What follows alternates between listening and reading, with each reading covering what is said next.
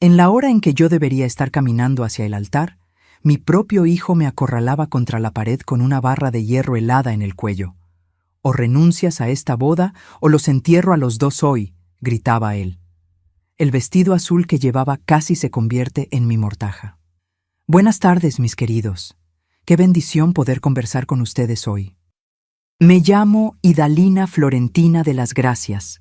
Tengo 72 años bien vividos y vivo aquí en este pueblito tranquilo de Venturosa, en el interior de Pernambuco.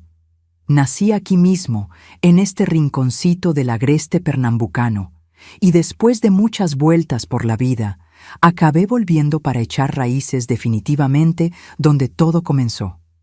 Hoy, mi mayor placer es pasar las tardes en la terraza de mi casita, observando a las personas que pasan, intentando adivinar sus historias. Me preparé un rincón especial allí con una mecedora que era de mi madre, y es desde allí que veo el mundo pasar. La vista da al centro del pueblo, donde puedo seguir el movimiento de la plaza y saludar a los conocidos que pasan. Siempre tengo un cafecito recién hecho y galletas de nata caseras para quien aparezca. ¿Saben? Siempre tuve este don de entender a las personas solo con mirarlas. Es como si pudiera leer lo que no está dicho, ¿saben? A veces alguien pasa sonriendo, pero yo consigo ver la tristeza escondida en sus ojos. Otras veces veo a una pareja discutiendo en la plaza y ya sé que harán las paces antes de llegar a casa. Creo que fue después de todo lo que pasé en la vida que desarrollé esta sensibilidad. Al anochecer me gusta ver mis películas antiguas. Tengo una colección de DVDs que mis nietos viven diciendo que es cosa del pasado, pero para mí cada película de esas guarda un pedacito de la vida. Me gustan especialmente los romances y dramas que muestran cómo las relaciones humanas son complicadas. Tal vez porque mi propia vida daría para una película, ¿no es cierto? Mi casa es mi mayor orgullo. Pequeña pero impecable, con cada cosita en su lugar. Las paredes están pintadas de azul claro, color que calma el alma, y tengo macetas con plantas por todas partes. Dirán que es manía de vieja, pero me gusta ver las cosas vivas a mi alrededor. Cada rinconcito tiene un toque especial.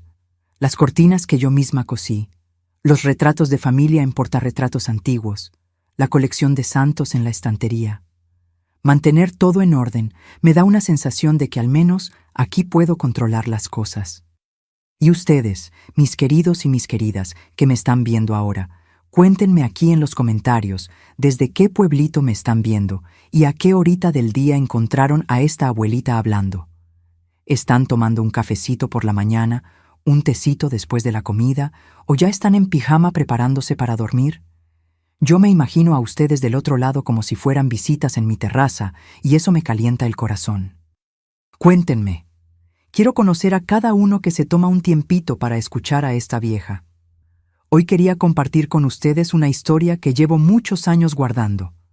Una historia sobre elecciones, sobre confiar en las personas equivocadas y sobre cómo a veces la salvación viene de las manos de quien menos esperamos. No es fácil hablar de esto, incluso después de tanto tiempo, pero tal vez mi experiencia pueda ayudar a alguien que esté pasando por algo parecido.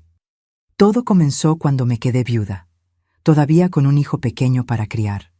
Y años después, cuando ya tenía mis cabellos grises, pensé haber encontrado una segunda oportunidad para el amor. Nací aquí en Venturosa, un día de mercado, como decía mi madre, Severina Josefina de las Gracias.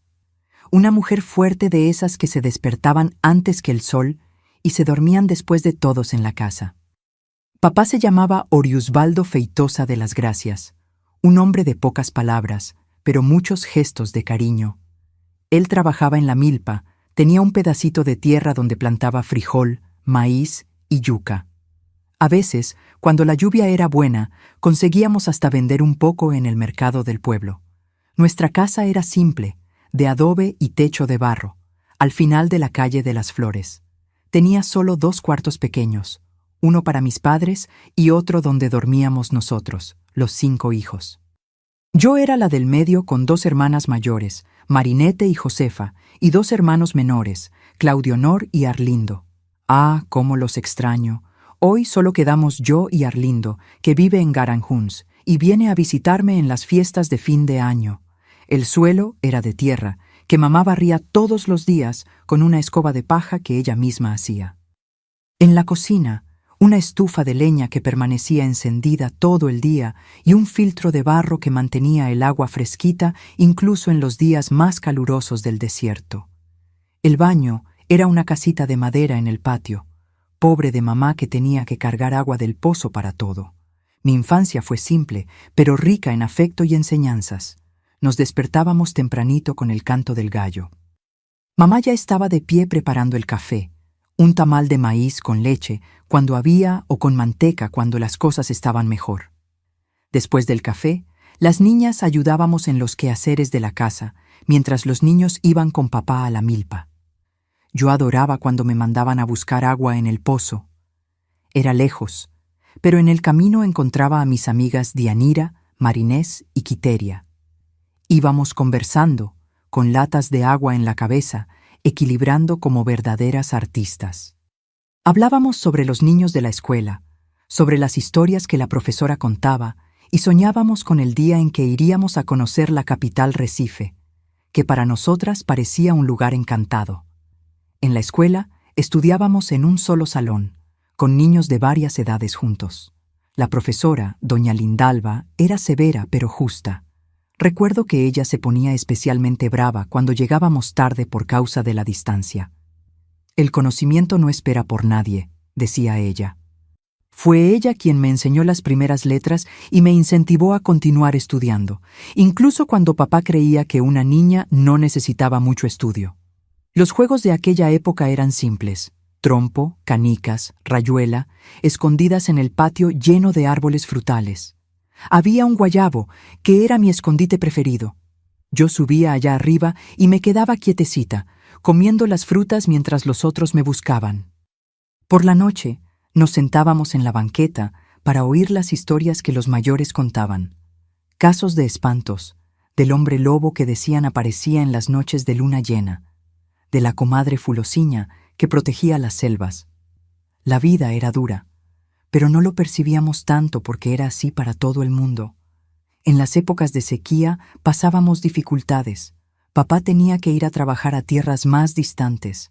A veces se quedaba semanas fuera.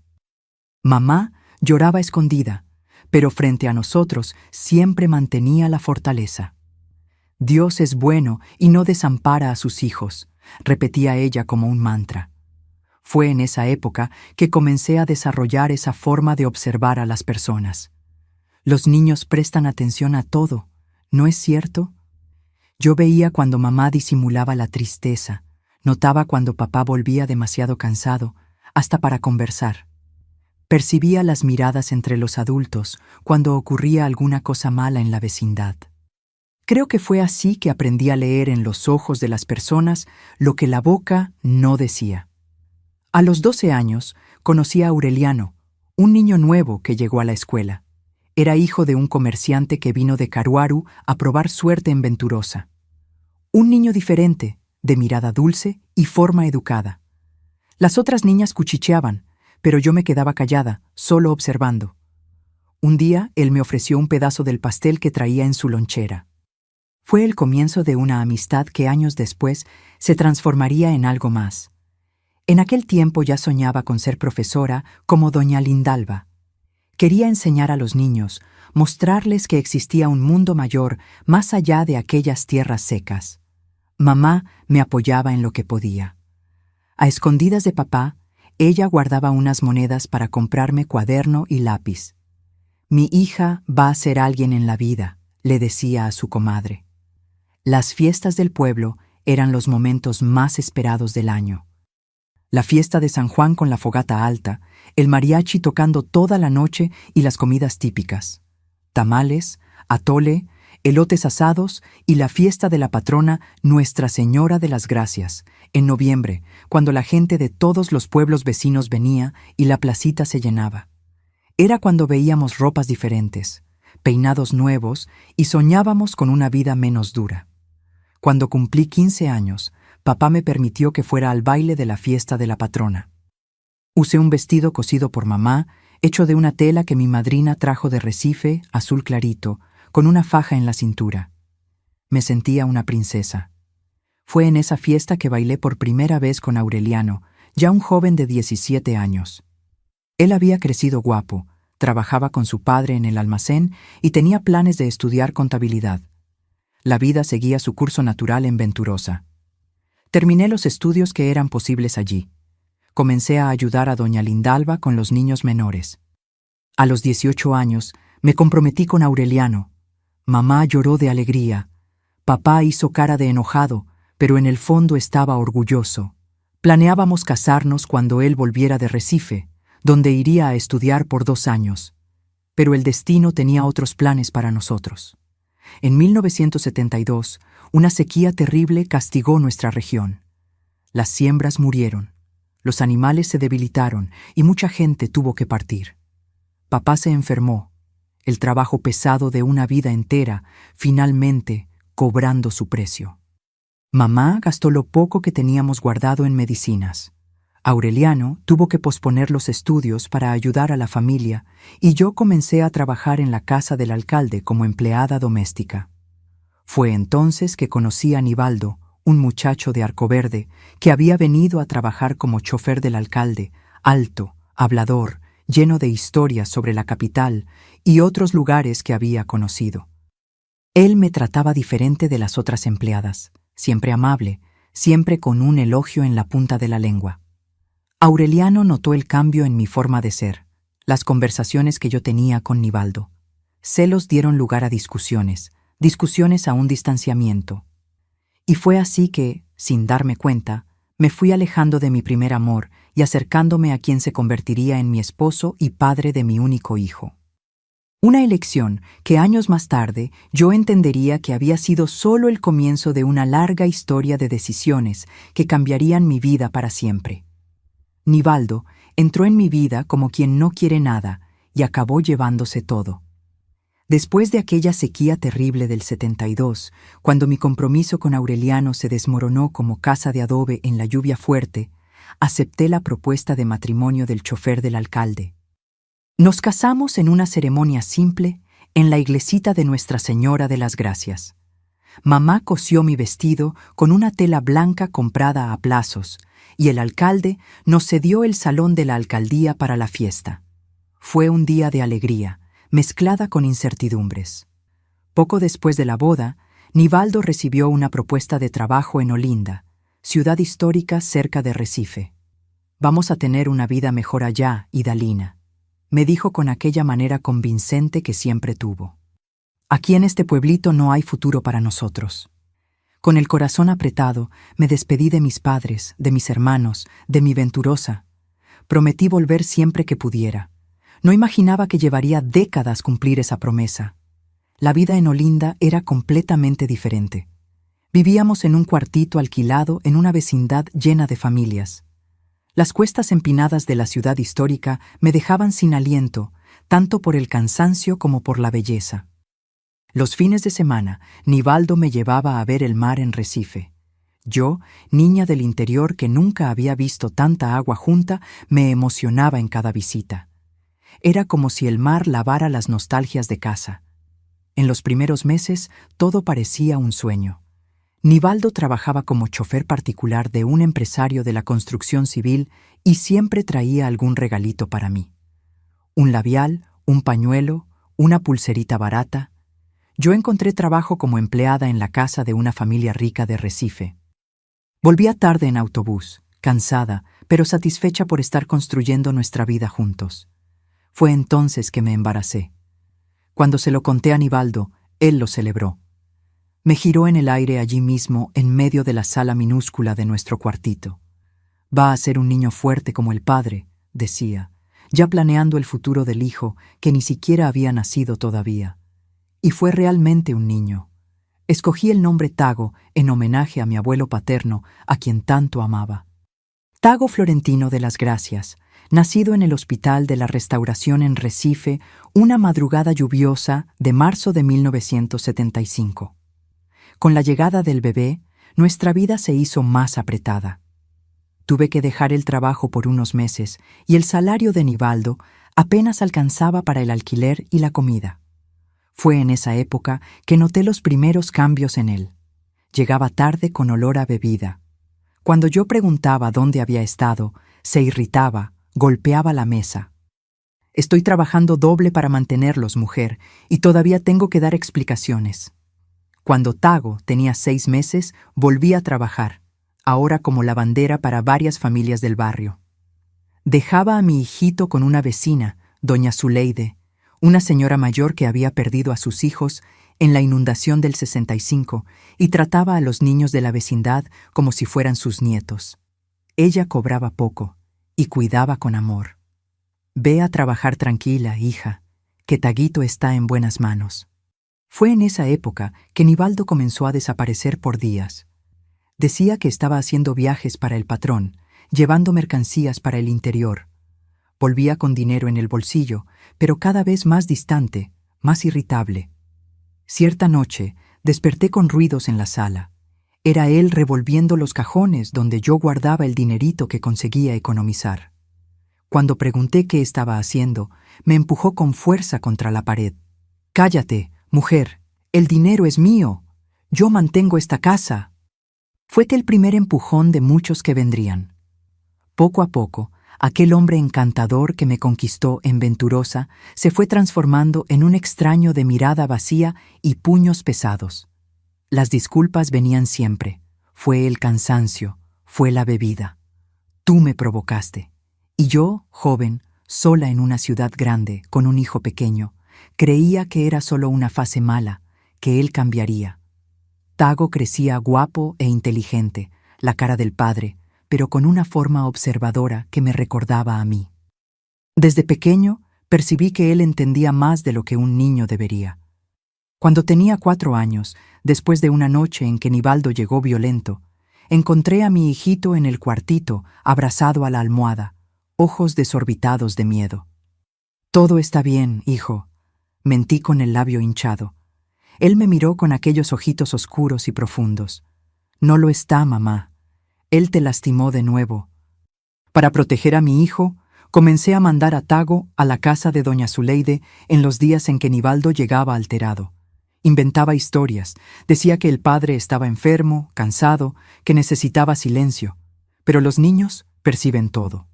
A los 6 años, Tago ya se ponía delante de mí cuando el padre levantaba la voz. «Deja a mi madre en paz», gritaba él, pequeñito, pero valiente, como un adulto. En 1983, cuando Tago tenía 8 años, ocurrió algo que cambió nuestras vidas para siempre. Nivaldo llegó a casa una tarde de domingo con un carro nuevo, un Opala azul oscuro, reluciente. «Ven a ver lo que tu marido consiguió, Idalina», gritó desde la calle. Bajé con Tago, desconfiada.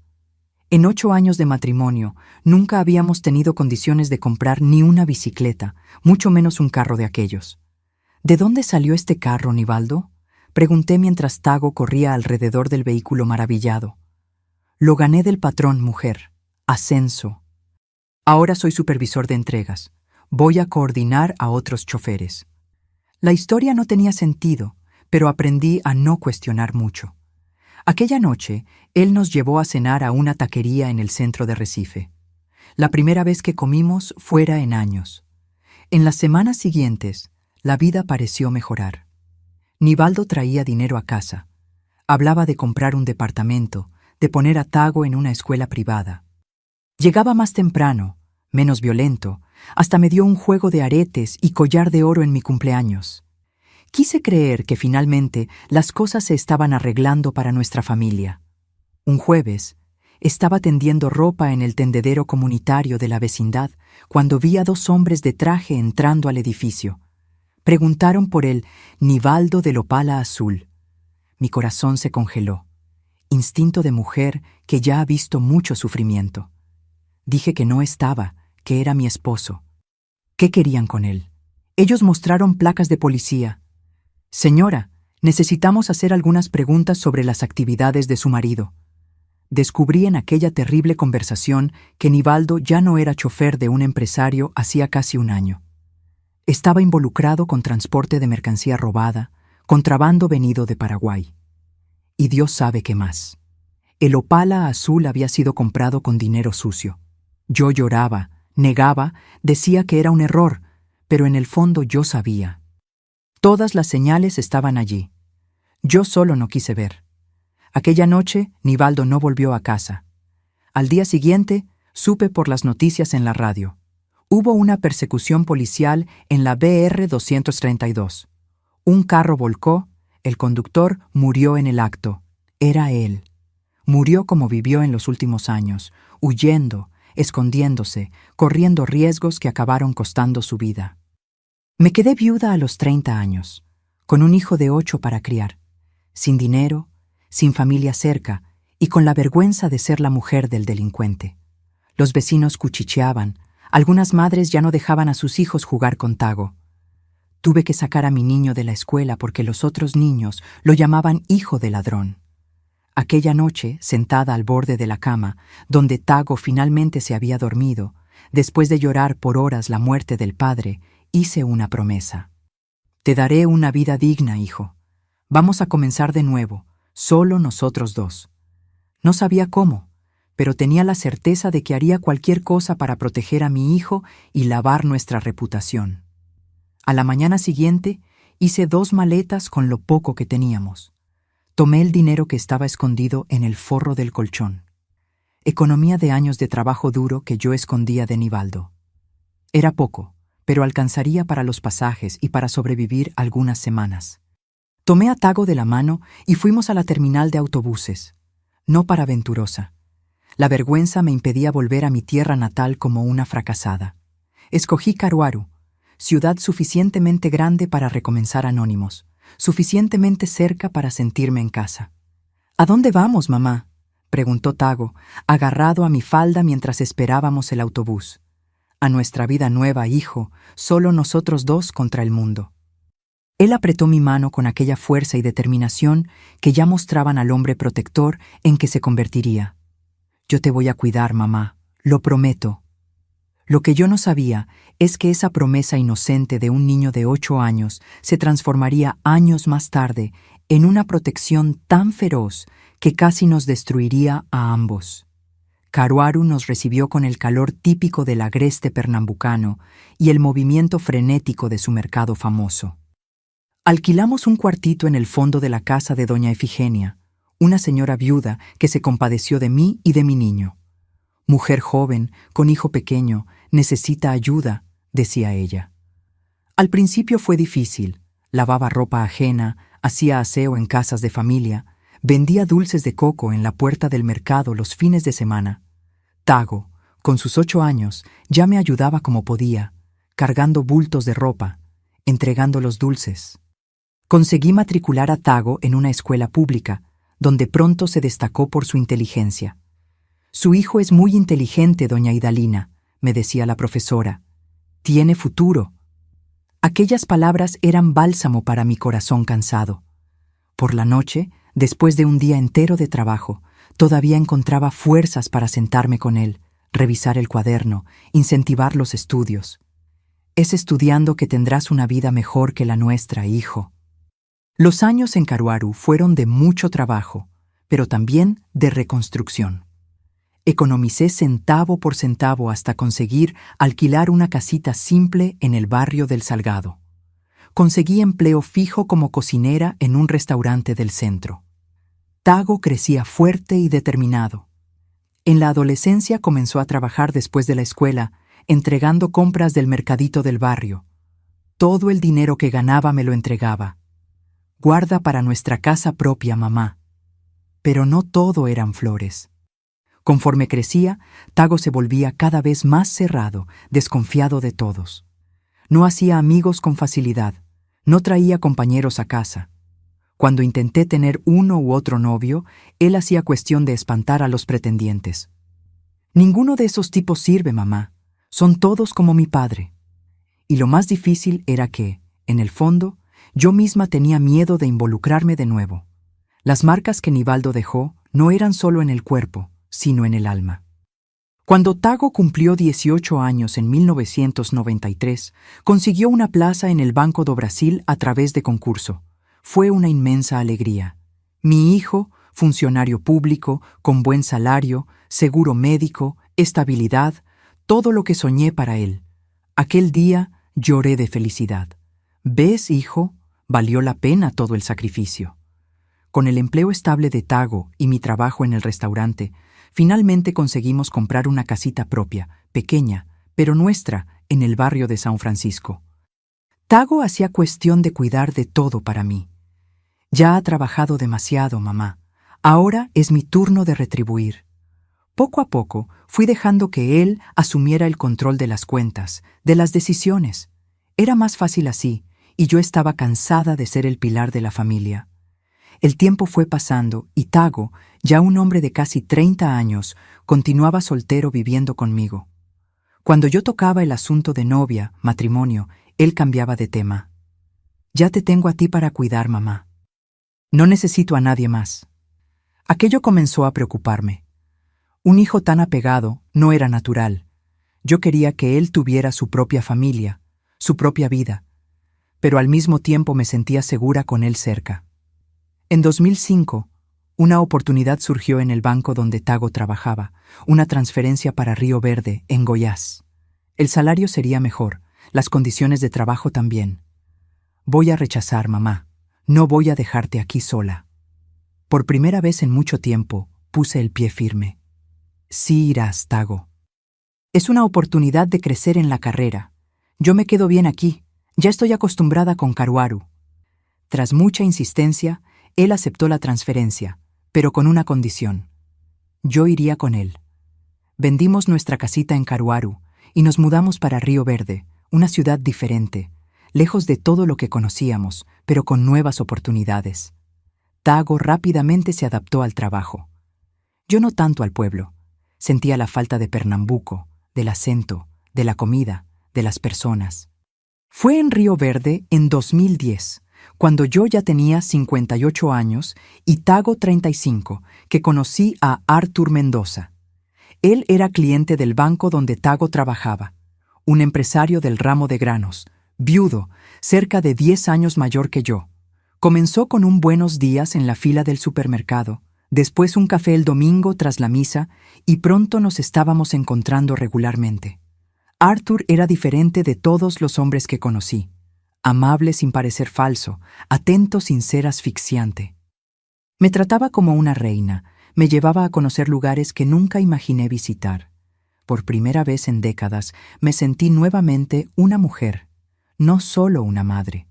Florecí como las plantas del cerrado después de la lluvia.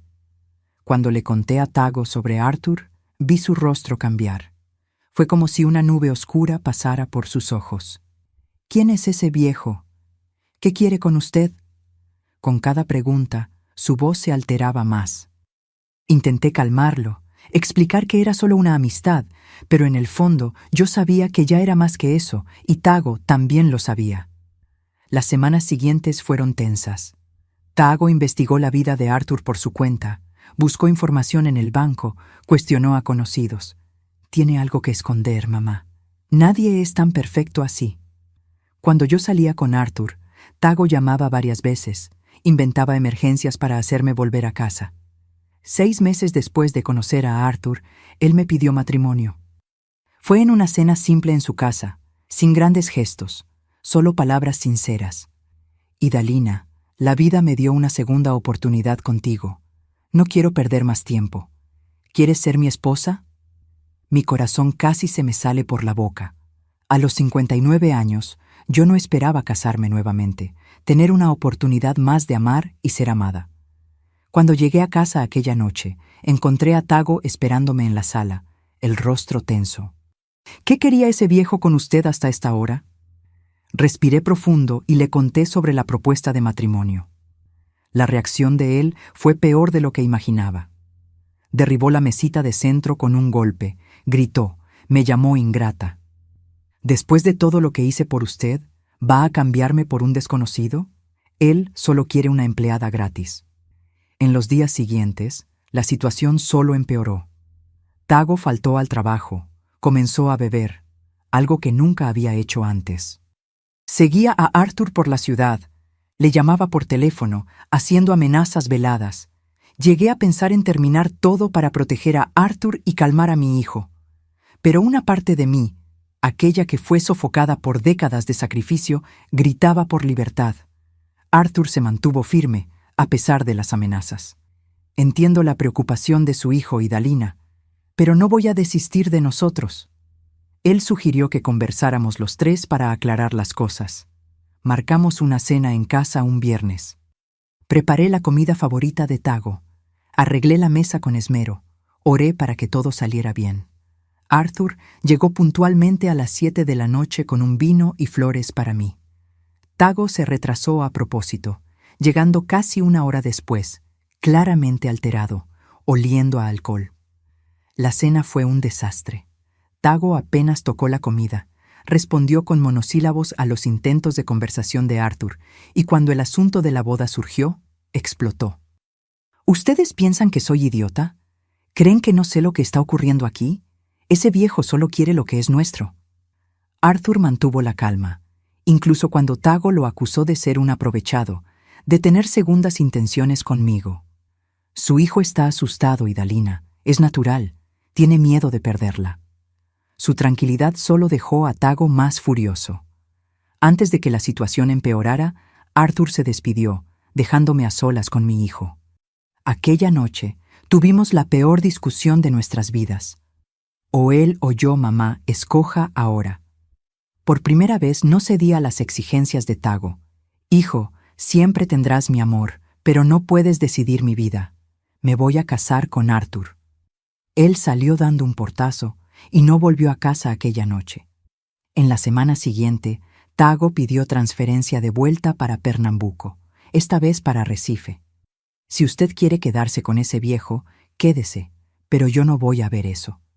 El departamento que compartíamos estaba a mi nombre, comprado con el dinero de la venta de nuestra casa en Caruaru. Él dejó claro que no quería nada, solo alejarse. Fue como un puñal en mi pecho, pero mantuve mi decisión. Arthur y yo marcamos la boda para 3 meses después, tiempo suficiente para organizar una ceremonia simple, solo para amigos cercanos. Envié una invitación para Tago en Recife, sin respuesta. Llamé varias veces. Él no atendió. El dolor de no tener a mi único hijo en mi boda era casi insoportable. Una semana antes de la ceremonia, recibí una llamada de Tago. Voy para su boda, mamá. No puedo dejar que pase por esto sola. Su voz estaba extraña, pero lo atribuí a la emoción. Me puse tan feliz que lloré por teléfono. Gracias, hijo. Esto significa el mundo para mí. En la víspera de la boda, Tago llegó a Río Verde. Estaba abatido, pero delgado, con ojeras profundas. Intentó sonreír, me abrazó, pero sentí algo diferente en él. ¿Está todo bien, hijo? Él asintió. Solo cansado del viaje, mamá. Mañana estaré mejor para usted. La mañana de mi boda amaneció soleada, como una bendición de los cielos. El vestido que escogí era simple, azul claro, nada de blanco o velo. Al final, a los 60 años, quería algo elegante, pero adecuado. Arthur pasaría a recogerme a las 10 de la mañana para ir juntos a la ceremonia civil, seguida de una comida en su restaurante favorito. Estaba en mi cuarto, terminando de arreglarme cuando Tago golpeó la puerta. Él se había bañado, afeitado, parecía más calmado. «Está hermosa, mamá». Sonreí emocionada. «Gracias, hijo. Significa mucho tenerte aquí hoy». Fue entonces que todo cambió. Tago cerró la puerta del cuarto y cuando se volvió hacia mí, tenía una mirada que no conocía, algo salvaje, desesperado. En la mano, cargaba una barra de hierro que había arrancado de la cortina del baño. «No va a haber ninguna boda, mamá. No voy a dejar que ese viejo te lleve de mí». Intenté calmarlo, decir que nadie me estaba llevando, que siempre sería su madre, pero Tago ya no escuchaba más. Todos estos años cuidándola, protegiéndola, y es así como me retribuye, casándose con un extraño. Él acercó la barra de hierro a la pared, cerca de mi rostro, acorralándome. «O desistes de esta boda ahora, o salgo de aquí y acabo con ustedes dos». Mi corazón se aceleró. El niño que juró protegerme ahora me amenazaba. El hijo que crié con tanto amor ahora me miraba con odio. En aquel momento, Entendí que había criado no a un protector, sino a un carcelero. Por años, permití que Tago controlara mi vida, mis decisiones, todo en nombre del amor maternal. Ahora era prisionera de ese amor distorsionado. No entiendes, mamá. Ese hombre no es quien dice ser.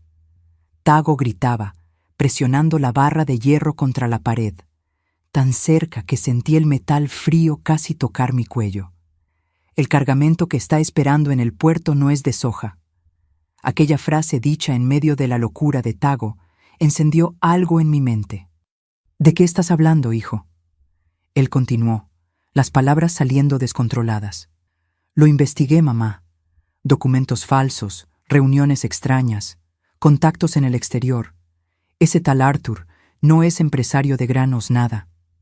En aquel terrible momento, acorralada por mi propio hijo, una claridad se apoderó de mí. Era como si, por primera vez en décadas, pudiera ver más allá de las capas de amor maternal y ver la verdad. Tago no estaba solo celoso. Él realmente creía haber descubierto algo sobre Arthur. Con la poca calma que conseguí reunir, hablé bajito. Tago, baja esa barra. Vamos a hablar bien. Cuéntame lo que descubriste. Él dudó, el metal temblando en su mano. ¿Me vas a escuchar? ¿Me vas a creer? Asentí y lentamente Tago bajó la barra de hierro.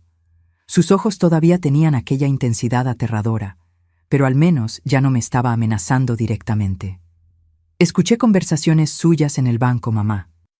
Llamadas extrañas sobre un cargamento llegando al puerto de Río Grande. Documentos con valores que no coinciden con lo que él declara. Él no es quien dice ser. Incluso en medio de aquel terror, una parte de mí, aquella que aprendió a sobrevivir a Nivaldo, sabía que necesitaba ganar tiempo. Está bien, hijo. Ganaste. Voy a cancelar la boda. Tago me miró desconfiado. ¿Juras, mamá? ¿No te vas a casar con él? Asentí con la cabeza. Dame el teléfono para llamarle. Con la mano temblorosa, Tago me pasó su celular. En vez de llamar a Arthur, marqué a Bernardo, primo de Tago, policía en Recife, que había venido para la boda. Cuando él atendió, hablé con voz controlada. Bernardo, avisa a tu jefe que la boda de Arthur en el puerto de Río Grande hoy fue cancelada. La novia no va a aparecer. Necesito que vengas aquí a casa urgente. Tago no se está sintiendo bien. Colgué el teléfono y encaré a mi hijo. Sus ojos oscilaban entre confusión y alivio. Listo, hijo, cancelé todo. Arthur ya no vendrá.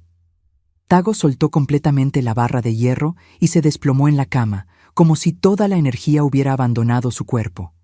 Comencé a llorar, no de miedo, sino de una mezcla de tristeza y determinación. Mi hijo necesitaba ayuda y Arthur necesitaba ser investigado. Bernardo llegó en 15 minutos, acompañado de otro policía. Encontraron a Tago acostado en estado casi catatónico, mientras yo, todavía con el vestido azul de novia, explicaba todo en susurros. Dijo algo sobre cargamentos en el puerto, sobre que Arthur no es quien dice ser. Puede ser delirio. Pero Bernardo intercambió miradas con el colega. Vamos a verificar eso, tía. Mientras tanto, vamos a llevar a Tago a un hospital. Él necesita ayuda. En aquel momento, mi corazón se partió en 1000 pedazos, pero sabía que era lo correcto. Mi hijo, mi protector, mi carcelero, necesitaba cuidados que yo ya no podía dar. Cancelé oficialmente la boda, alegando una enfermedad súbita en la familia. Arthur pareció comprender. Dijo que podíamos remarcar cuando todo estuviera bien. Su comprensión solo aumentó mi confusión. ¿Sería él realmente el hombre bueno que parecía o Tago tenía razón? La respuesta vino 3 días después, cuando la policía golpeó la puerta de Arthur. La denuncia cifrada que hice a través de Bernardo desencadenó una investigación relámpago. Descubrieron que Arthur Mendoza era, en realidad, el punto final de una red de tráfico de drogas que usaba la exportación de granos como fachada. El cargamento que llegaría al puerto de Río Grande contenía cocaína escondida en sacos de soya. Cuando la noticia explotó en los periódicos locales, mi mundo se desmoronó por segunda vez. El hombre que yo amaba, que me trataba como una reina, que quería casarse conmigo, era un criminal, exactamente como Nivaldo había sido, solo que más sofisticado, más peligroso. Y mi hijo, en su desesperación enfermiza, había visto lo que yo, cegada por el amor, no conseguía ver. Aquella noche, sentada sola en el departamento, con Tago internado en una clínica psiquiátrica y Arthur preso, entendí una verdad terrible. El acto violento de mi hijo, aunque inexcusable, me había salvado. Su obsesión por protegerme, que yo tanto intenté combatir, acabó librándome de un destino que podría haber sido trágico. Las lágrimas que derramé aquella noche no eran solo de dolor o alivio, sino de un entendimiento profundo y amargo. A veces, nuestras mayores bendiciones vienen disfrazadas de nuestras mayores maldiciones. La prisión de Arthur se convirtió en noticia en todo Río Verde. Empresario de granos preso en operación contra tráfico internacional, estampaban los periódicos. Y yo, que sería la novia, me convertí en tema de los chismes locales. La vieja que iba a casarse con el traficante, decían a mis espaldas cuando pasaba por la calle. Ya no bastaba el dolor de haber sido engañada por quien amaba, todavía tenía que cargar con la vergüenza pública, pero nada de eso se comparaba con la angustia de tener a mi hijo internado. Tago estaba en una clínica psiquiátrica en Goiânia, diagnosticado con trastorno obsesivo y brote psicótico. Los médicos explicaron que él desarrolló una fijación enfermiza en protegerme, probablemente desencadenada por los traumas de infancia al presenciar la violencia del padre. Es como si él hubiera asumido el papel de guardián suyo, pero de forma extrema y distorsionada, explicó el psiquiatra. Visitaba a mi hijo 3 veces por semana, tomando el autobús hasta Goiânia en un viaje cansado de casi 2 horas. Cada visita era una mezcla de esperanza y desesperación. Algunos días, Tago parecía mejor, más lúcido. En otros, apenas me reconocía, perdido en sus miedos y teorías conspirativas. «Él va a volver, mamá. Va a mandar a alguien tras nosotros», murmuraba, mirando a los rincones, como si viera enemigos invisibles. En una de esas visitas, cerca de un mes después de la internación, ocurrió lo que considero el verdadero punto de ruptura de nuestra historia. Llegué a la clínica una tarde lluviosa de domingo, cargando una bolsa con las ropas lavadas de Tago y las galletas de almidón que tanto le gustaban. La enfermera me recibió con una sonrisa triste. «Doña Idalina, hoy no está siendo un buen día para él». Encontré a mi hijo sentado en una silla junto a la ventana, observando la lluvia caer. Parecía más delgado, con la barba sin hacer, ojos hundidos. Cuando me acerqué, él no se volvió. «Hijo, traje tus cosas limpias y unas galletas». Puse la mano en su hombro y fue entonces que él se giró. Había algo en sus ojos que me heló. No era rabia ni confusión, sino una lucidez aterradora.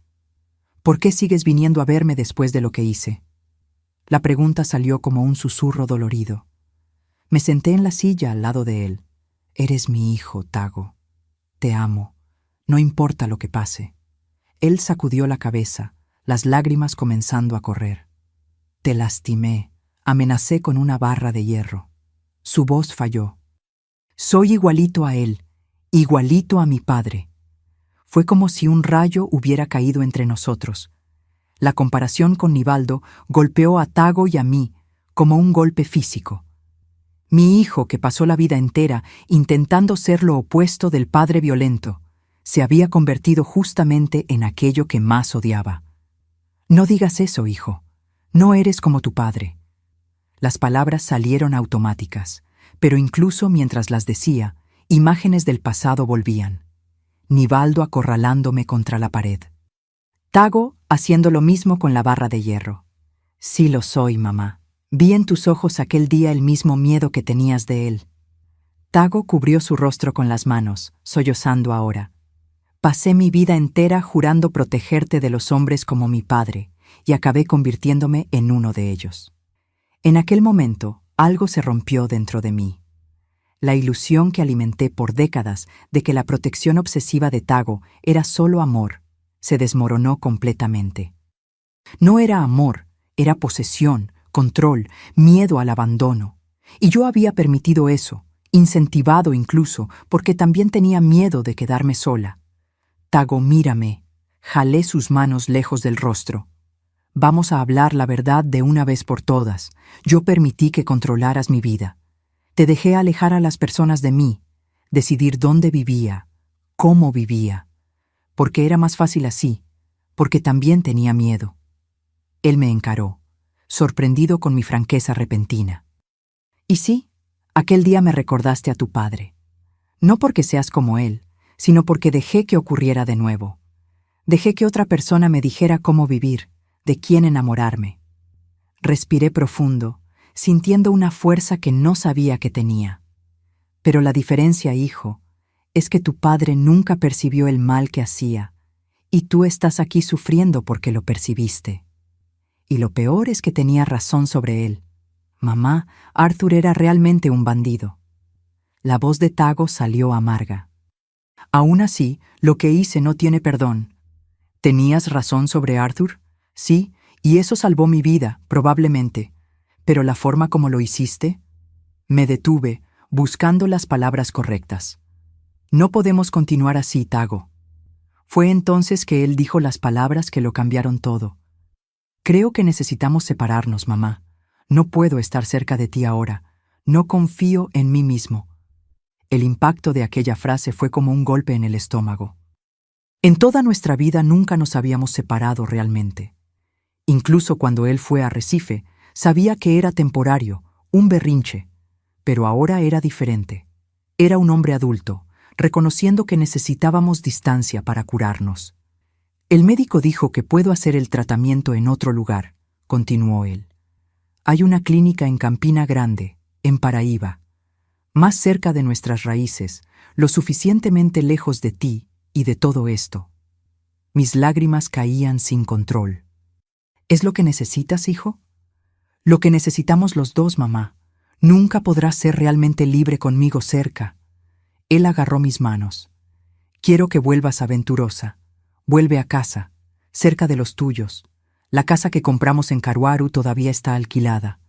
Da un dinerito y tengo ahorros en el banco. No puedo aceptar tu dinero, hijo. Sí puedes. Te lo debo. Una oportunidad de recomenzar lejos de mí, de mi locura. Aquella noche, acostada sola en el departamento en Río Verde, tuve un sueño vívido. Estaba en Venturosa, en la casa de mi infancia. Mamá preparaba café en la cocina, papá llegaba de la milpa. Yo era niña de nuevo, sin los pesos y las marcas de la vida. En el sueño, escuché a mamá decir algo que ella siempre repetía. Todo tiene su tiempo bajo el cielo, hija. Tiempo de sembrar y tiempo de cosechar. Tiempo de llorar y tiempo de sonreír de nuevo. Desperté con el rostro mojado de lágrimas, pero con una claridad que no sentía hacía años. Tago tenía razón. Necesitábamos separarnos para curarnos. Él de la obsesión enfermiza de protegerme. Yo de la dependencia que creé en esa protección. A la mañana siguiente, llamé a mi hermano Arlindo en Garanhuns. Después de tantos años alejados, su voz sonó extraña, pero acogedora. Le conté todo sobre Arthur, sobre Tago, sobre mi decisión de volver a Pernambuco. Ven, hermana, ya pasó la hora de que vuelvas a tu tierra. La semana que siguió fue de decisiones difíciles, pero necesarias. Conversé con el médico de Tago, que concordó con la transferencia para Campina Grande. Será bueno para él estar más cerca de sus raíces, pero con la distancia terapéutica de usted. Resolví cuestiones prácticas. Vendí algunos muebles, cerré el contrato de alquiler, organicé el papeleo para la transferencia del tratamiento de Tago. La última visita a la clínica fue la más dolorosa. Tago estaba más lúcido. Había comenzado a reaccionar bien a la medicación. Nos sentamos en el jardín bajo la sombra de un mango, como tantas veces hicimos en Caruaru. Mamá, antes de que te vayas, necesito decirte una cosa. Tago parecía nervioso, las manos inquietas en el regazo.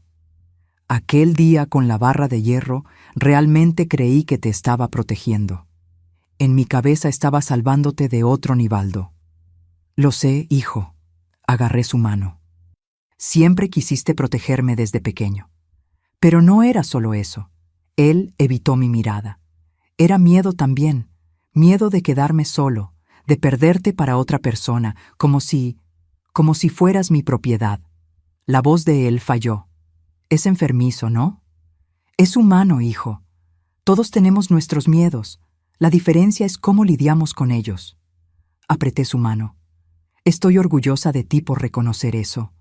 Cuando estaba allá en el cuarto, con aquella barra de hierro, algo estalló dentro de mí. Fue como si pudiera verme desde fuera, actuando igual que mi padre. Quedé horrorizado conmigo mismo. Él finalmente me miró, los ojos rojos. Podría haberte lastimado de verdad. Pero no lo hiciste, hijo, y ahora estamos aquí tratando de arreglar las cosas. La parte más loca es que realmente había descubierto cosas sobre Arthur. Documentos extraños en el banco, llamadas sospechosas. Intenté avisarte de forma normal al principio, pero no me creíste. Ahí fui quedando desesperado. Ese detalle siempre me perturbó. Como yo, que me enorgullecía de entender a las personas, no vi las señales con Arthur. Tal vez porque, así como Tago, yo también estaba presa al pasado, solo que de otra forma, tan desesperada por tener un amor en la vejez, que ignoré las alertas. Hijo, creo que los dos necesitamos aprender a confiar de nuevo en nosotros mismos primero, después en los demás. Respiré profundo, sintiendo el perfume de las flores del jardín. Tú te vas a tratar en Campina Grande.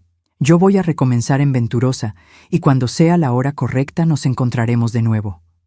¿Crees realmente que un día voy a estar bien, que vamos a poder tener una relación normal? La esperanza en su voz casi me rompió el corazón. Estoy segura, hijo, porque eres fuerte, siempre lo fuiste. Sonreí entre lágrimas, más fuerte incluso de lo que imaginas. Nos abrazamos largamente, como si tratáramos de guardar un poco uno del otro para los días solitarios que vendrían. Cuando nos separamos, Tago sostuvo mi rostro entre las manos, como hacía cuando era niño. Perdóname, mamá, por todo. Solo si tú me perdonas también, por no haberme dado cuenta antes, por haber dejado llegar a este punto. Estamos a mano entonces. Él sonrió levemente, la primera sonrisa verdadera en meses. Cuando me levanté para irme, Tago agarró mi muñeca por un momento. Mamá, cuando llegues a Venturosa, planta un árbol de cereza para mí, como aquel que tenía en la casa de la abuela. Lo plantaré, hijo, y cuando vengas a visitarme, ya habrá cerezas maduras esperando por ti. Salí de la clínica sintiendo una mezcla de dolor y liberación. Era como si estuviera a los 60 años finalmente cortando el cordón umbilical, no solo para liberar a mi hijo, sino para liberarme también. El camino por delante sería difícil para los dos, pero por primera vez en mucho tiempo sentí que estábamos en la dirección correcta. 3 días después, con 2 maletas conteniendo lo que quedaba de una vida entera, embarqué en el autobús para Pernambuco. Mientras el vehículo dejaba Goiás, miré por la ventana, las vastitudes del cerrado extendiéndose hasta el horizonte. Tantas vueltas que da la vida. Salí de Venturosa niña. Pasé por Olinda, Recife, Caruaru, Río Verde y ahora vieja volvía a donde todo comenzó. Durante el largo viaje, tuve tiempo para pensar en todo lo que había ocurrido. Como una mujer que siempre se enorgulleció de leer a las personas, no percibió que estaba criando a un hijo emocionalmente dependiente. ¿Cómo no vi señales de que Arthur no era quien decía ser? Tal vez porque, en el fondo, yo también estaba presa en patrones enfermizos de relación, repitiendo con mi hijo y con Arthur los mismos errores que cometí con Nivaldo. En la tercera noche de viaje, el autobús paró en una terminal en el interior de Bahía. Bajé para estirar las piernas y comprar un café. Estaba en la fila de la cafetería cuando una señora anciana, probablemente en los 80 años, se acercó a mí. «Está volviendo a casa, ¿verdad?» Ella sonrió, mostrando las faltas en los dientes. Sorprendida con el abordaje, solo asentí. Se nota en los ojos. Tienen un brillo diferente cuando volvemos al lugar de donde nunca deberíamos haber salido. Ella apretó mi brazo gentilmente. Va a salir todo bien, hija. Siempre podemos comenzar de nuevo, no importa la edad. Aquellas palabras de una completa extraña fueron como un bálsamo. Volví al autobús con una sensación de paz que no sentía hacía mucho tiempo. Tal vez fuera verdad. Tal vez nunca sea demasiado tarde para recomenzar. Cuando finalmente llegué a Venturosa, tras casi 4 días de viaje, Arlindo me estaba esperando en la pequeña terminal. Mi hermano, ahora un señor de cabellos blancos, abrió los brazos para mí. Bienvenida de vuelta, hermana. El abrazo de él desencadenó algo profundo en mí, un sollozo que venía de las entrañas, cargando décadas de dolor, miedo y arrepentimiento.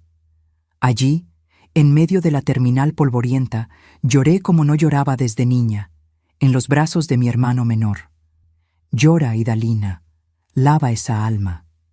Arlindo me sostenía firme, como si temiera que pudiera desplomarme. Ahora estás en casa. Y estaba realmente. Venturosa ya no era la ciudad pequeña de mi infancia. Había crecido, modernizado en algunos aspectos, pero el cielo todavía tenía aquel azul intenso que me encantaba cuando niña. El aire todavía cargaba el olor a tierra y hierba que solo el agreste tiene. Las personas todavía se saludaban por el nombre en las calles. Era como si un pedazo de mí, perdido hacía tanto tiempo, finalmente volviera al lugar. Arlindo me llevó a su casa, donde su esposa Silda me recibió con un abrazo caluroso y una comida abundante.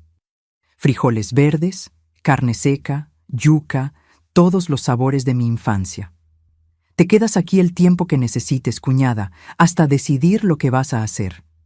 Pero yo ya sabía lo que quería hacer. A la mañana siguiente, pedí a Arlindo que me llevara a ver algunas casitas de alquiler en el centro del pueblo. Encontramos una, pequeña, pero ventilada, cerca de la plaza central. El alquiler era barato, adecuado a mi pensión, sumada al rendimiento de la casa en Caruaru. ¿Segura que no quieres quedarte con nosotros, hermana?, insistió Arlindo. Sí, hermano, necesito mi rinconcito ahora. Necesito aprender a vivir sola por primera vez en la vida. En una semana ya estaba instalada en mi nueva casa. Los muebles eran pocos. Una cama, un ropero, una mesa con 4 sillas, un sofá simple. Pero cada pieza fue escogida por mí, colocada donde yo quería. Aquel espacio pequeño era el primero en la vida que era verdaderamente mío, no compartido con padre, marido o hijo. Y como prometí a Tago, lo primero que hice fue plantar un árbol de cerezo en el pequeño patio de atrás. Mientras cavaba la tierra, sentía como si estuviera plantando no solo un árbol, sino también la esperanza de un futuro en que mi hijo y yo pudiéramos tener una relación saludable, basada en amor verdadero, no en dependencia y control. Las primeras semanas en Venturosa fueron extrañas. Despertaba a veces desorientada, buscando a Tago, recordando después que él estaba a cientos de kilómetros de allí, en una clínica en Campina Grande. Lo llamaba una vez por semana, conversaciones cortas, pero significativas. El cerezo ya está creciendo, hijo. ¿Y tú? ¿Estás creciendo allá adentro? Poco a poco fui reconectándome con la ciudad, con personas que conocí en la infancia. Algunas todavía se acordaban de mí, de la niña que salió de Venturosa décadas atrás. Encontré a Marinés, mi amiga de infancia, ahora una señora viuda como yo, con hijos esparcidos por Brasil.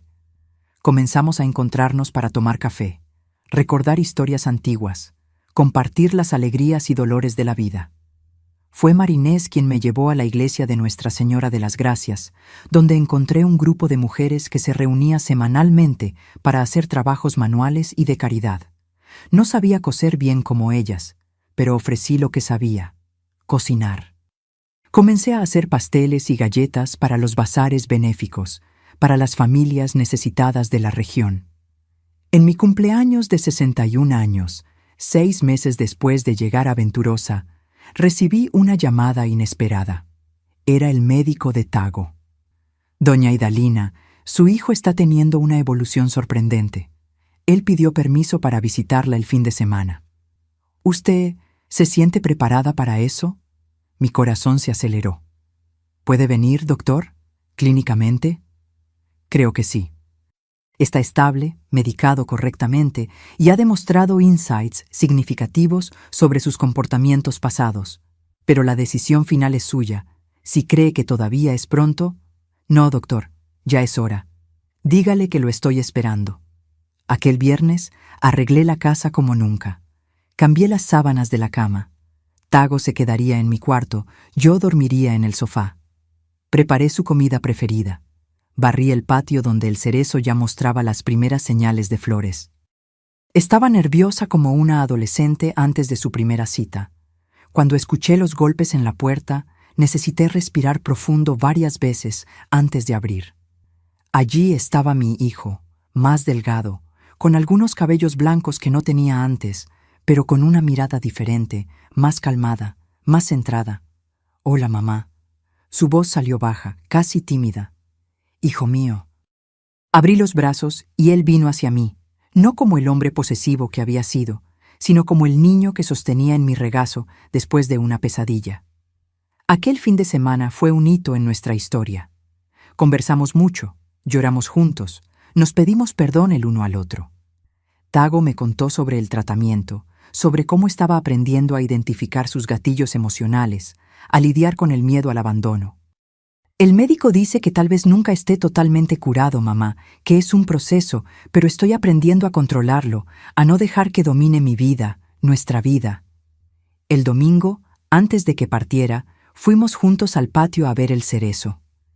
«Está creciendo fuerte», observó Tago, tocando delicadamente una de las hojas nuevas. «Como tú, hijo». Sostuve su mano, creciendo hacia la luz. Cuando el autobús partió, llevando a Tago de regreso a Campina Grande, no sentí la desesperación que esperaba. Había una tristeza, claro, pero también una esperanza nueva. Los dos estábamos finalmente en el camino correcto. Aquel momento, viendo a mi hijo partir, no como una ruptura desesperada, sino como un paso necesario en nuestro camino de sanación, fue cuando supe que realmente habíamos pasado página. La barra de hierro que un día estuvo entre nosotros se había transformado en algo nuevo, no un instrumento de amenaza, sino una herramienta de construcción para un futuro diferente. Y así, con el dolor transformado en esperanza, continué mi proceso de reconstrucción en Venturosa, aguardando el día en que mi hijo y yo pudiéramos realmente estar juntos nuevamente. No más como carcelero y prisionera, sino como dos personas libres que se eligen por amor verdadero. Los meses que siguieron a la primera visita de Tago fueron de descubrimientos y reconstrucción. Mi hijo continuaba su tratamiento en Campina Grande con visitas mensuales a Venturosa.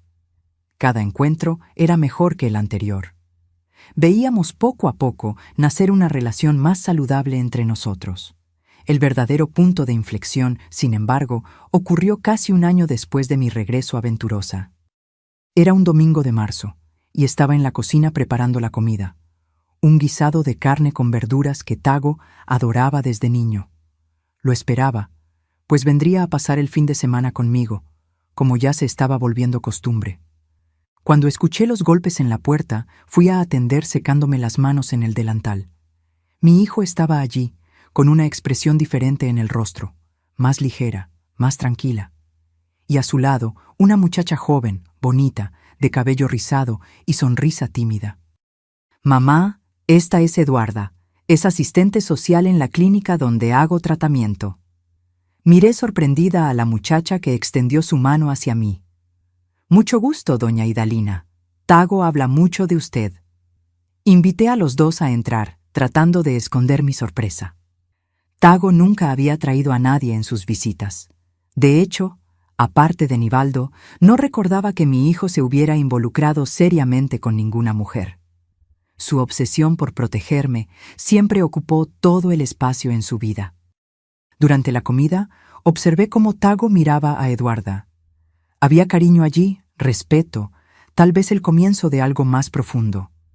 Eduarda me contó que era natural de Juan Pessoa, que trabajaba con pacientes en recuperación hacía 5 años y que conoció a Tago en los grupos terapéuticos de la clínica. Al principio era una relación profesional, explicó ella con voz calmada, pero conforme Tago evolucionaba en el tratamiento, comenzamos a conversar más, a conocernos fuera de las sesiones. Tago, quien antes controlaba cada aspecto de mi vida amorosa, ahora me presentaba a alguien importante para él. Era como si el universo se hubiera puesto de cabeza, pero de la manera más hermosa posible. Después de la comida, mientras Eduarda ayudaba a lavar los platos, Tago me llamó para ver el cerezo en el patio. «Está creciendo bien, ¿no, mamá?» Él tocó una de las hojas verdes, sonriendo. «Sí, hijo, como tú». Miré hacia la cocina, donde Eduarda cantaba bajito mientras secaba los platos. «Ella parece ser una muchacha muy buena». Tago se sonrojó levemente, como hacía cuando era niño. «Sí, lo es. Me ha ayudado mucho, mamá. No solo como profesional, ella me enseñó a ver las cosas de otra manera». «¿Qué manera, hijo?» «Que amar a alguien no es controlarlo, es dejarlo ser libre, es respetar el espacio del otro». Él respiró profundo. «Todo lo que yo no hacía contigo». Aquellas palabras tocaron profundamente mi corazón. Ver a mi hijo, que un día me amenazó con una barra de hierro para impedir mi boda, ahora entendiendo el verdadero significado del amor, era como un milagro ocurriendo ante mis ojos. «Mamá, hay una cosa más que quiero contarte». Tago parecía nervioso. «Fui aprobado en un concurso para el Banco de México aquí en Puebla. Me transferirán después de que termine el tratamiento intensivo». «Puebla. Eso es maravilloso, hijo. Queda tan cerca de Venturosa». «Exacto. Podré visitarte más veces». Él vaciló por un momento. «Y Eduarda también consiguió transferencia para el DIF de Puebla. Estamos pensando en vivir juntos». Aquella noticia que en otros tiempos me habría dejado con celos o miedo de perder a mi hijo, ahora me llenó de una alegría genuina. Era la prueba definitiva de que Tago estaba realmente sanándose, construyendo una vida propia, independiente de la mía. «Estoy muy feliz por ti, hijo, de verdad». «¿No te molesta que viva con otra mujer lejos de aquí?» Sacudí la cabeza sonriendo. «Hijo, todo lo que siempre quise fue verte feliz. Y ahora, por primera vez, te estoy viendo realmente feliz, no solo preocupado por mí». Aquella noche, después de que Tago y Eduarda se fueron, me senté en mi mecedora en la terraza, contemplando las estrellas. Sentí una paz que no conocía desde hacía muchos años. Mi hijo estaba encontrando su camino y yo, finalmente, estaba encontrando el mío. 2 semanas después, recibí una visita inesperada.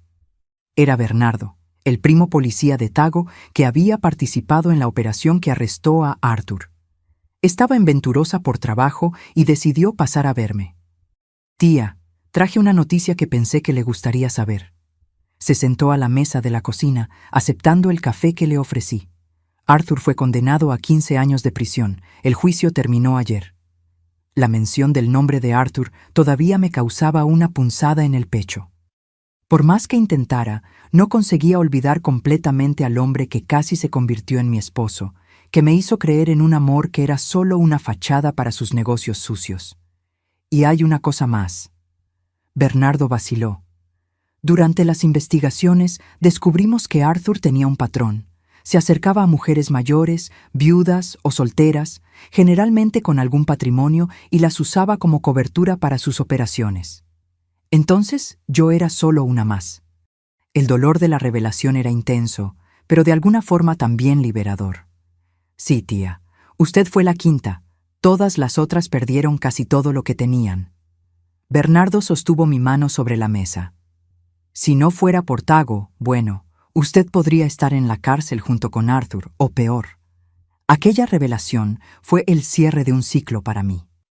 El acto desesperado de Tago, que en la época vi como el auge de su obsesión enfermiza, acabó siendo lo que me salvó no solo de un matrimonio infeliz, sino posiblemente de la prisión o de la muerte.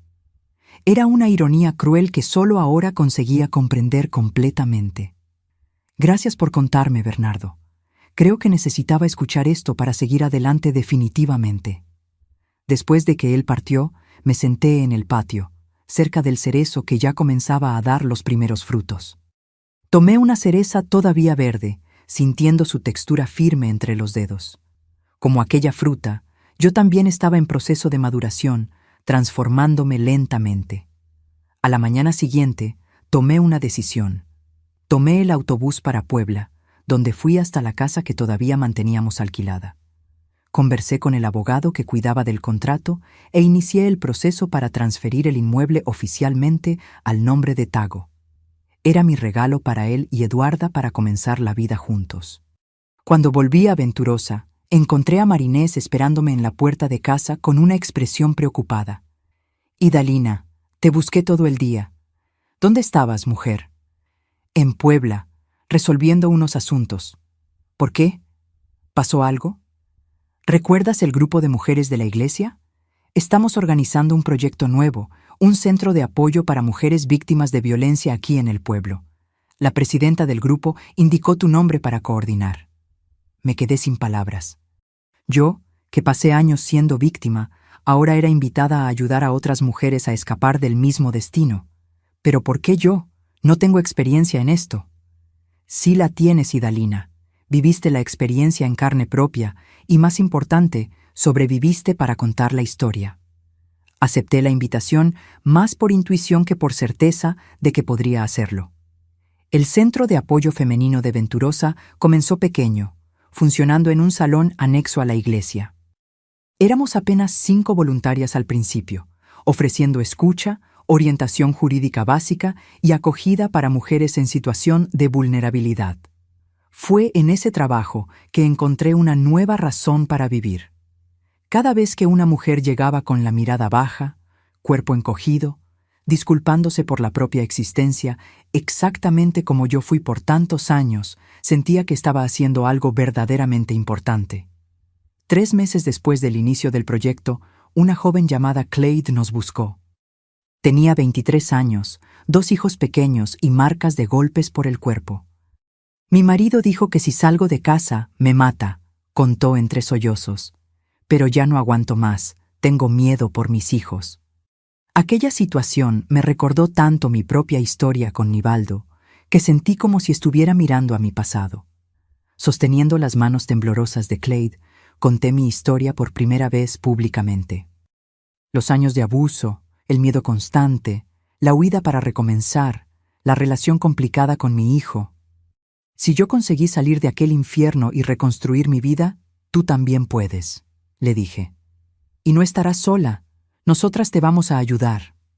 Conseguimos un refugio temporal para Clade y sus hijos en Puebla, orientación jurídica para la denuncia contra el marido y hasta una vacante de empleo en una fábrica de confecciones.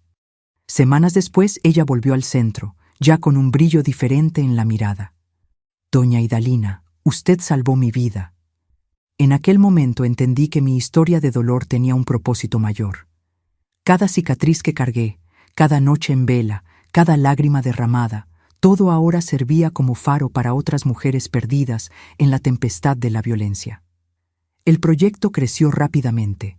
En 6 meses, conseguimos apoyo del ayuntamiento para un espacio mayor. Tago, ya viviendo en Puebla con Eduarda, venía los fines de semana a ayudarme con el papeleo, la organización, los contactos con organismos oficiales. Ver a mi hijo usando su conocimiento bancario para ayudar a mujeres vulnerables era una alegría que nunca imaginé vivenciar.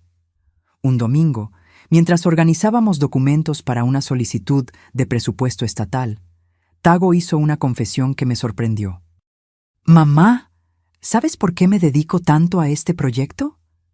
Dejó de teclear en la computadora, volviéndose hacia mí.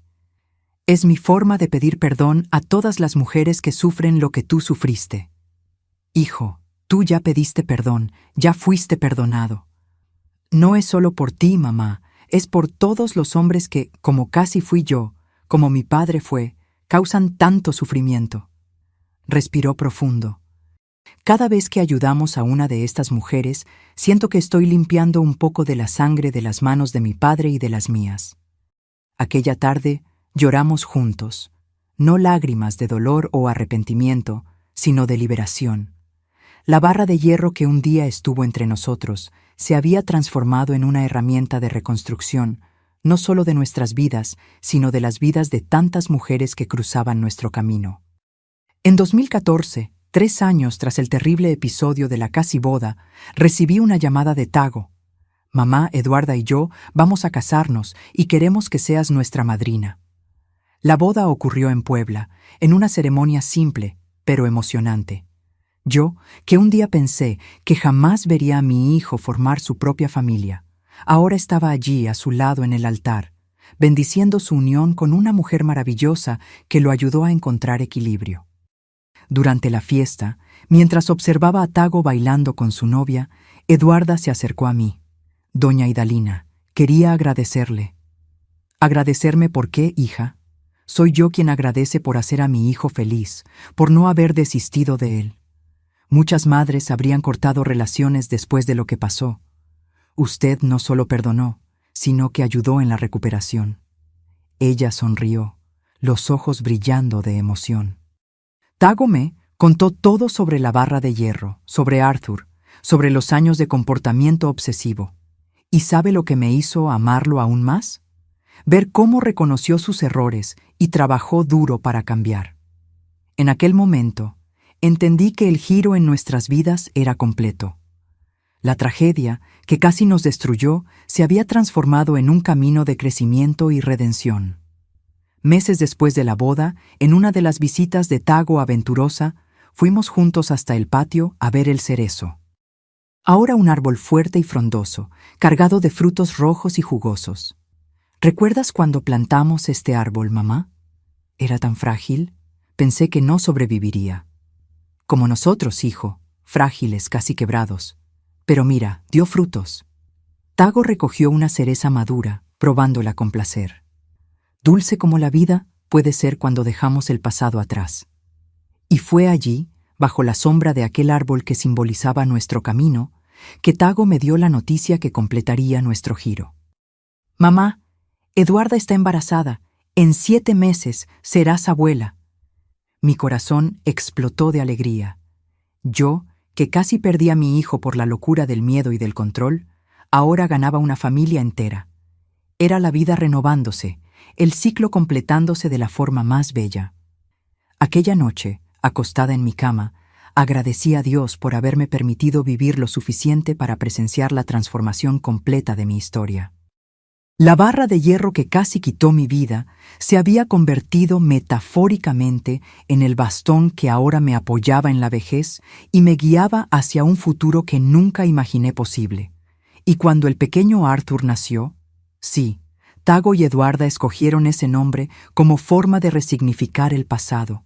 Sentí que el círculo se cerraba, no como una prisión, como fue por tantos años, sino como un abrazo acogedor que me reconciliaba con todo lo que viví y sobreviví. Y así llego a mis 72 años aquí en Venturosa, con una vida que nunca imaginé que tendría. El tiempo pasa rápido cuando encontramos la paz, ¿no es cierto? Ya pasaron casi 15 años desde aquel día terrible con la barra de hierro y parece que fue en otra vida con otras personas. Continúo en la misma casita que alquilé cuando volví aquí, pero ahora tiene cara de hogar de verdad. Las paredes que antes eran de un blanco sin gracia, las pinté de azul claro, color que me trae serenidad. En la sala tengo una pared entera solo de retratos. Tago en su boda, mi nieto Arthur en varias fases, desde bebé hasta ahora con sus 9 años, y la pequeñita Severina de 6 años, que tiene mi forma observadora y quieta. Mi rutina es simple y me trae mucha alegría. Me despierto tempranito, como siempre hice, con el primer canto del gallo. Tomo mi café en la terraza, observando el movimiento de la plaza. Enseguida, cuido de mis plantas. Tengo un jardín pequeño, pero colorido, con rosas, girasoles y hierbas aromáticas que uso en la cocina. El cerezo, aquel mismo que planté cuando volví, ya es un árbol frondoso que da frutos 2 veces al año. 3 veces por semana, voy hasta el Centro de Apoyo a las Mujeres, que ahora funciona en un edificio propio cedido por el ayuntamiento. Ya no coordino el día a día. Dejé ese trabajo para Marinalba, una joven abogada llena de energía, pero continúo siendo lo que ellas llaman consejera senior. Es un nombre bonito para decir que soy la vieja que cuenta historias y da consejos basados en la experiencia de vida. Los martes y jueves recibo en casa grupos de 4 o 5 mujeres que están pasando por situaciones difíciles. Conversamos, tomamos café, a veces lloro junto con ellas. No tengo formación profesional para esto, claro, pero tengo las cicatrices del alma que me dan autoridad para hablar. Yo sé lo que estás sintiendo, hija, y puedo garantizar que existe vida después del sufrimiento. Los fines de semana, la casa se pone más alegre. Tago viene de Puebla con los niños. Arthur, mi nietecito mayor, está fascinado por las historias del campo que le cuento. Severina, la pequeñita, prefiere ayudarme en la cocina, aprendiendo las recetas antiguas que mi madre me enseñó. Hacemos pastel de maíz, atole, tamales, toda la comida que marca nuestra cultura. Tago está muy bien. A los 50 años ya es gerente de la sucursal del Banco de México en Puebla, respetado en la comunidad. Todavía hace terapia una vez al mes, más como mantenimiento que por necesidad. Como él mismo dice, es como una revisión al carro, mamá. Mejor prevenir que remediar. Eduarda continúa en el DIF, ahora como coordinadora, ayudando a familias en situación de vulnerabilidad. Los dos forman una sociedad bonita de ver, tanto en el matrimonio como en el trabajo social que hacen juntos. La relación de Tago con los niños es lo que más me emociona. Es un padre presente, amoroso, pero que respeta la individualidad de los hijos. Tan diferente del padre que él tuvo y tan diferente incluso de lo que él mismo podría haber sido si no hubiera enfrentado sus demonios. Cuando veo a mi hijo jugando con Arthur y Severina, sin aquella obsesión controladora que un día tuvo conmigo, sé que el ciclo de dolor fue roto. Mi nietecito Arthur, que lleva el nombre del hombre que casi destruye nuestras vidas, no tiene idea de la historia detrás de su nombre. Para él, es solo un nombre bonito, fuerte. Un día, cuando sea mayor, le contaremos cómo su nombre representa no a la persona que lo inspiró, sino a la redención que vino después de ella. Tengo mis pequeñas alegrías diarias. La primera taza de café de la mañana, la llamada de Tago todas las noches para saber cómo estoy. Las cartas que recibo de mujeres que pasaron por el centro de apoyo y ahora están reconstruyendo sus vidas en otras ciudades.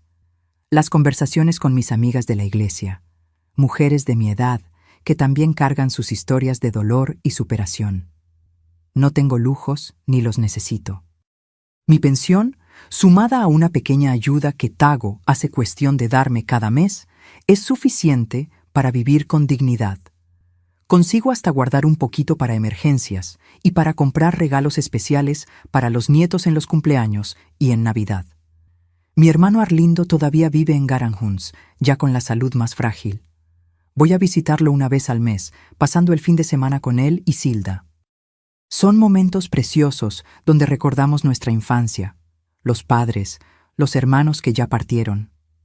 La vejez tiene esas cosas.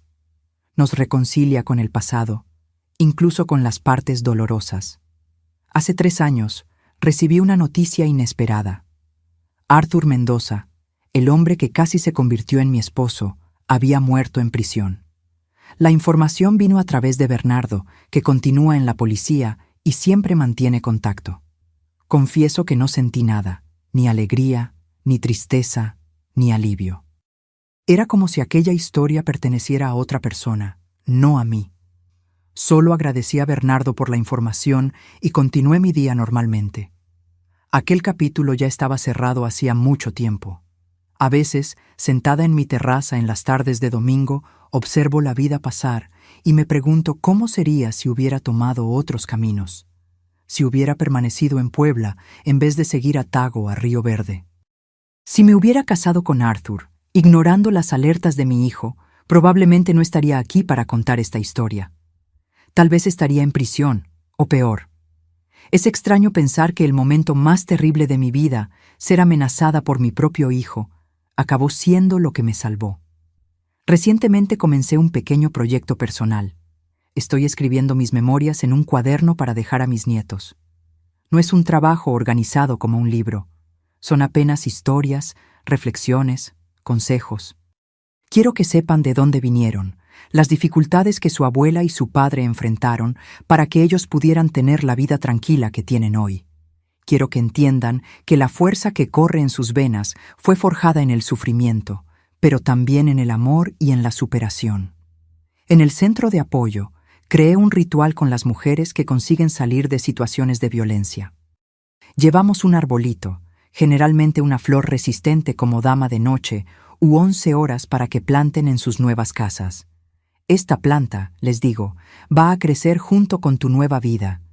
Cada flor que abra será un recordatorio de que tú también puedes florecer después de la tempestad. El mes pasado, una de esas mujeres, Josefa, volvió al centro 5 años después de haber pasado por allí. Trajo en brazos una dama de noche adulta, llena de flores. Doña Idalina, mi planta se puso tan grande que necesité replantarla. Traje una rama para usted para que otras mujeres puedan tener la misma oportunidad que yo tuve. En aquel momento, lloré como hacía mucho no lloraba.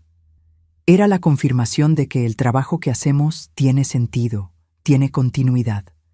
Mi salud, gracias a Dios, todavía es buena para una señora de 72 años. Tengo presión alta controlada con medicamentos, una artritis molesta en los días de lluvia, y la vista ya no es la misma. Uso lentes para leer y coser, pero todavía camino todos los días hasta la plaza. Todavía cocino mis propios alimentos. Todavía cuido de la casa sin necesitar ayuda. Tago siempre insiste en que debería tener a alguien para ayudarme, pero me gusta hacer las cosas a mi manera, a mi tiempo. Las noches son el momento más solitario, no lo voy a negar.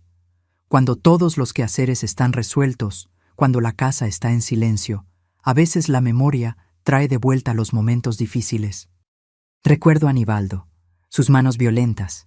Recuerdo a Tago acorralándome con la barra de hierro. Recuerdo a Arthur, su sonrisa falsa que escondía tantas mentiras. Pero aprendí a no dejar que esos recuerdos me dominen. Son apenas fantasmas. Ya no pueden lastimarme. Tengo un ritual para esas horas difíciles. Voy hasta la cocina, hago un té de hierbabuena recogida de mi propio jardín, me siento en la mecedora y abro el álbum de fotografías. Veo las fotos de mis nietos, de la boda de Tago y Eduarda, de las mujeres que ayudamos en el centro. Y lentamente las sombras van disipándose, dando lugar a la gratitud por estar viva, por haber sobrevivido, por haber transformado tanto dolor en algo útil y bonito. Nunca más me involucré románticamente con nadie después de Arthur. No por trauma o miedo, sino porque descubrí una verdad simple. Estoy bien conmigo misma. Mi corazón está lleno por el amor de mis hijos, de mis nietos, de las amistades que cultivé, del trabajo que hago. Si un día aparece un compañero, será bienvenido.